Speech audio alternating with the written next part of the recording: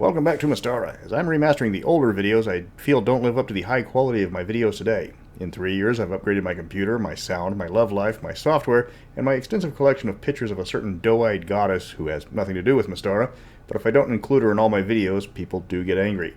This time around I'm revamping the monster video and expanding it from 10 monsters to 20 monsters. The monsters I'm covering are some of the most iconic in the setting, and I'm covering their ecology and a bit of their history. I'm leaving off most of the playable humanoids as I've covered most of those in the Races of Mystara video. The creatures mentioned here aren't normally playable as races, with a few exceptions. But enough of the build-up. I'm Mr. Welch and it's time to unleash the beasts. I'm going in alphabetical order this time around, so I might as well start with probably the most iconic monster in Mystara, the Blackball, aka the Umbral Blot or the Deadly Sphere. This monster is a 6-foot wide sphere of annihilation, except it can't be controlled. It can't be bargained with. It can't be reasoned with. It doesn't feel pity, remorse, or fear. And it absolutely will not stop, ever, until you are dead. It goes after the creature with the highest intelligence that it can sense, and it pursues them without pause. It does have hit points, but it doesn't matter. Anything that it touches is destroyed. Anything that it comes in contact with is just gone. Swords, battering rams, artifacts, tarrasques. Gone. Just like that. It goes through walls like they weren't there. It disintegrates magic spells that touch it. All you can do is run from it or use very powerful magics to make it somebody else's problem. Nobody knows where it came from, or if there's just one of them. People speculate that it's a leftover weapon of the Immortals, considered that as one of the few things on the Prime Material plane that can kill them. But if the Immortals know how to control it, or even if it can be controlled by them, they're not talking. Because the Blackball just might hear them. Stepping down a bit in power, not like anything else even comes remotely close to the Blackball, is the Bodendrucker. Or for those that Sharad Kimerag, Bodendrucker means floor printer in German. The Monstrosity is an elephantine creature that towers over their smaller kin. They have multiple trunks, oversized feet, and a hunger for flesh. It's not interested in man flesh, as there's not enough meat on the bones of an army to sate one of these things. Instead, they primarily hunt purple worms. They drive the worms above ground with the massive feet, and then gore them to death with their tusks. You are ants to the Bodendrucker, and they normally ignore anything man-sized as insignificant. The problem is they don't watch where they step and can level a village just by walking through it. There's one story where one of them got an itch and leveled a castle rubbing against the stone trying to scratch the itch. The Brain Collector, or Nel Thugu in its tongue, is the first entry from the dimension of nightmares that plagues Mystara. As the name suggests, its sole purpose in life is to kill highly intelligent creatures and to take their brains back to the home plane. It's hard to describe. It's got multiple legs, stolen brains, and rows of needle-like teeth. They are utterly alien. They believe creatures from the Prime Material Plane are nothing more than intelligent beasts, only worthy of dissection and study. The brains they collect gives the Brain Collector more magical power, which appears in the form of spells. While they are rare, they're also highly intelligent, and they do pick their prey deliberately. Chevals are fey creatures that serve as the protector of horses. If you sprechen Sie Deutsch, you will instantly realize that cheval is French for horse. Chevals appear as either powerful horses or centaurs, depending on how they want to approach a party. They only care about the condition of horses. They want to liberate horses from their riders when they meet. Even if a horse is well fed and treated, the cheval will want it freed. If they offer aid to the party, their prize will almost always be the release of their mounts into the wild. They are fast friends with centaurs and other sylvan creatures, though only tolerated by most of the Fae because of their single-minded purpose. They are hated foes of werewolves and griffins, as well as any other creature that views horses as their primary prey. The Decapus is a land-dwelling cousin of the octopus, only that it has 10 arms instead of 8. Get it? Decapus. Okay, it wasn't that great of a pun. This creature is an ambush predator, preferring to live in thick forest and grab creatures from above. Because of the sheer number of tentacles it has, it can wipe out a low-level party easily if they aren't aware of it when it does pounce. They aren't a threat to high-level characters, but they do view any creature smaller than them as prey. Decapi are not social creatures. They are highly territorial and they don't like others of their kind. But they are also greedy, and a forest filled with Decapi will quickly run out of other creatures, and the Decapi will start hunting each other for food. This continues until their numbers drop to manageable amounts, and the forest will begin to repopulate itself. Drakes are one of the strangest creatures in D&D, which makes them right at home in Mystara. They're shapeshifters, because Mystara loves its shapeshifters.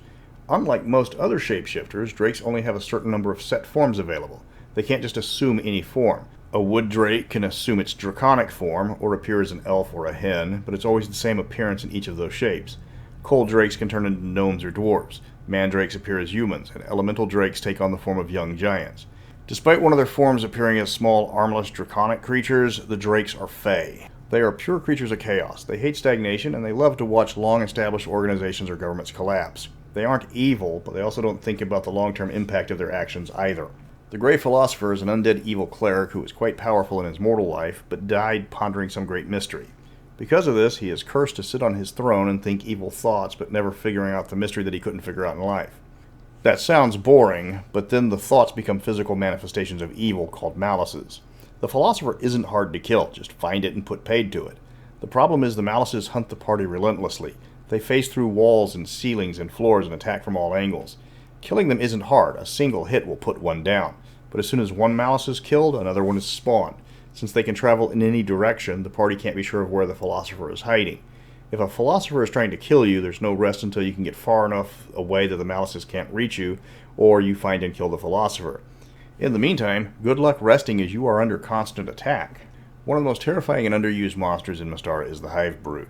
These are a parasitic insectoid race that breeds by capturing humanoids, which are then implanted with the Hive Brood larva, which converts the humanoid's body into a fully grown Hive Brood. Think of a horrific mix of Alien and Species or Virus or any other number of lesser horror movies that wish they could be alien. You know what? On second thought, forget Species and Virus and all the other crappy movies I suggested and just focus on Alien. Hive Brood can overrun a region if left unchecked. When they are discovered in civilized lands, armies are mobilized to deal with them. They are unrelenting with countless grunts that they will sacrifice without thinking. Burn them, they keep coming. You have to kill the ones controlling the drones, but that requires you to get past all the drones. The only way to end them is to kill the queen. It doesn't get rid of the drones, but it keeps the Hive Brood from increasing their numbers. That means your two options are hack through hundreds of fearless enemies to kill their queen, or to send in the army. Neither option is easy. The first construct on the list is one of the most noticeable and one of the few Mystara creatures that have broken out of the setting and into the mainstream, before 5th edition Forgotten Realms started borging everything they wanted into their setting, including the Juggernauts. Juggernauts are simply animated bunkers on wheels. Then imbue them with a battering ram and a terminal case of road rage, and you've got a Juggernaut. They come in two forms, stone and wood, and thankfully both are rare, but if you come across a region that is suspiciously well paved, you're probably in Juggernaut country. The Kopru is Mystara's answer to the Aboleth, and it plays a major role in the history of Mystara. Sometime during the early days of Mystara, the Kopru rolled over massive portions of what is now the known world. They are a horrific creature, which resembles what happens when an unspeakable Lovecraftian monstrosity and a walrus love each other very much. They can dominate minds, and they enslaved countless races to serve them when their empire was at its height. But then, the elves developed their immunity to charm and sleep and defeated the Kopru. Because of course elves get the special powers before anybody else does.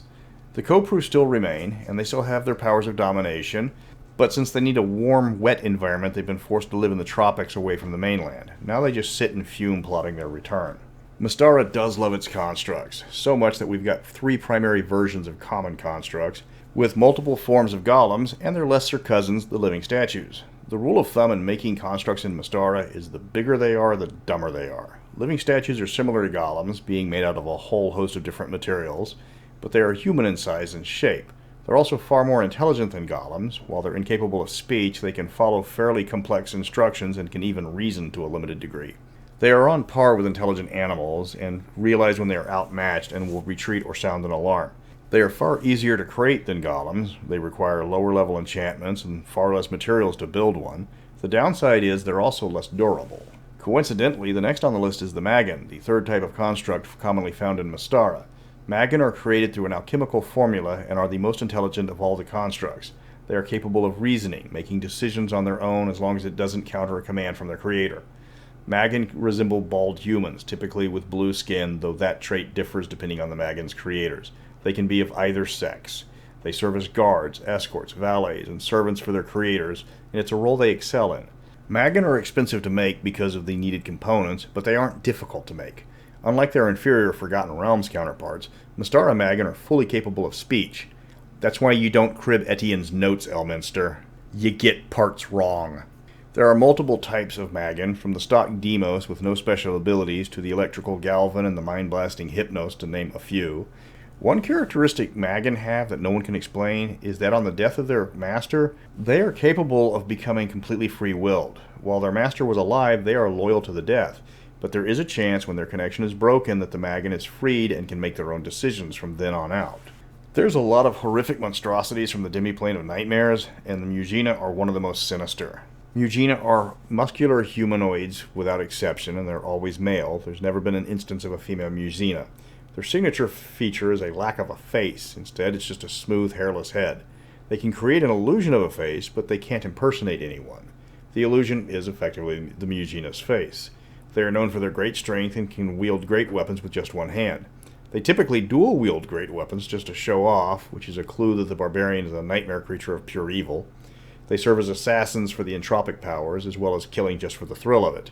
They love the act of betrayal. They frequently get hired on as mercenaries and then turn on their employer at the most opportune moment. The Nagpa originated in Mystara, a vulture-headed magic user of great power. They are an unholy mix of the Skeksis from Dark Crystal and Marvin the Robot. They're a cursed race, incapable of experiencing joy, happiness, or even basic satisfaction. Even if they die, they're immediately reincarnated back into the form of a Nagpa. There's an entire nation of Nagpa, though individuals have spread out from it across the globe. Unlike their lesser cousins that sold out to the 5th edition god Bird Girl, who can't decide if she's from Greyhawk or Faerun, the far superior Mystaran Nagpa are not evil. They are naturally miserable, apathetic, and pessimistic, but they can't be bothered to perform deeds of good or evil intentionally. They tend to be chaotic, but they just don't care about other people.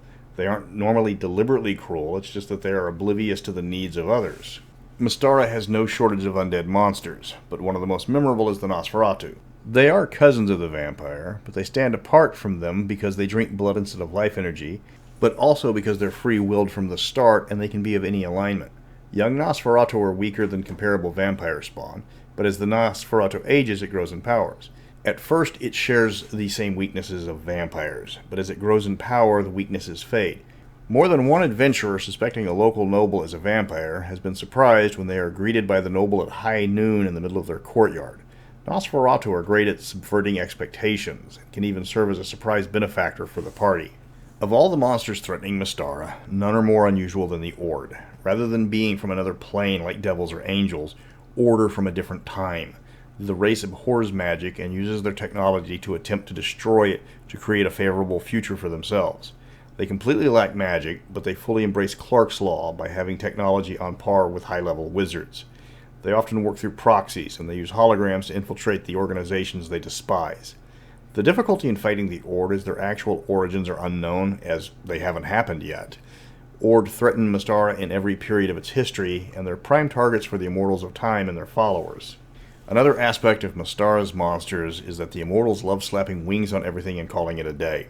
Centaurs are great and all, but what if you slapped wings on them like a Pegasus? Then you get the Pegatar. For fun, make the human part an elf and give them an even bigger ego.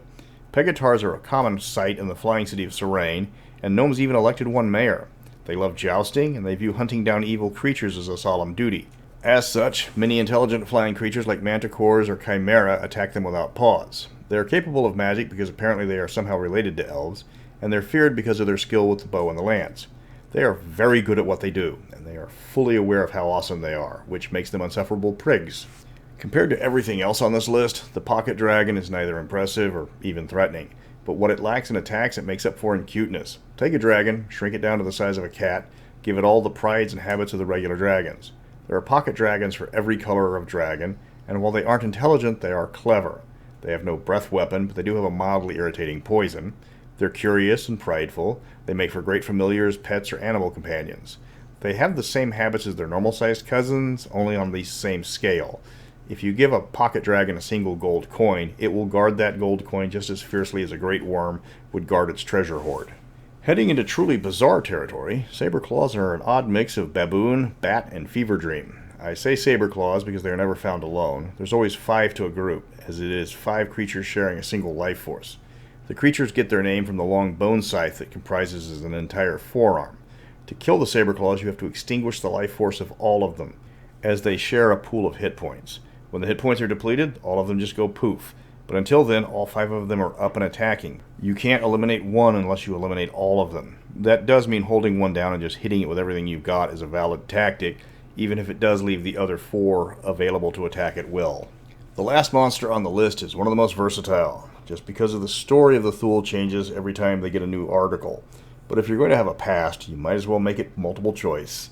What is known as the thoul is an amalgamation with ghoul paralysis, troll regeneration, and the martial abilities of a hobgoblin. The last part is completely debatable depending on which version you read.